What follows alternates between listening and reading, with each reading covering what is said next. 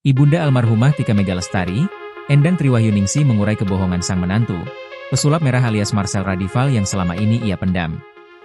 Sembari menahan tangis, Endang menyebut pengakuan Marcel soal poligami yang dilakukannya adalah bohong.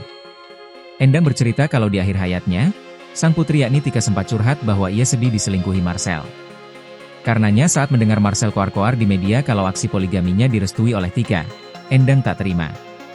Kata Endang, sebelum meninggal dunia Tika bercerita kalau ia merasa sakit hati dengan sikap Marcel yang diam-diam nikah lagi. Ditegaskan oleh Endang, Tika tidak pernah memberikan restu kepada Marcel untuk nikah lagi. Marcel tidak pernah minta restu untuk poligami. Gimana ada mbak seorang istri merestui suaminya menikah lagi? Semuanya marahlah pas tahu Marcel nikah lagi, ungkap Endang, Senin, 9 Februari 2026. Mbak menyesal, Endang mengaku bahwa ia baru tahu anaknya selama menikah dengan Marcel ternyata menderita. Selama ini Tika tidak pernah cerita ke ibunya soal perangai Marcel. Baru di momen 3 hari sebelum meninggal dunia, Tika menceritakan semua kepiluannya yakni diselingkuhi Marcel. Sebenarnya Tika tuh udah cerita ke saudaranya, cuma ibu aja yang baru tahu.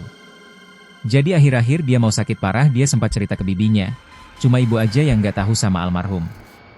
Ibu baru tahu 3 hari sebelum dia meninggal dia cerita banyak, akui Endang. Tak cuma sang ibu, adik kandung almarhumah Tika, Faris Dwi juga mengurai hal serupa. Kata Faris, keluarganya baru tahu Marcel menikah lagi belakangan ini.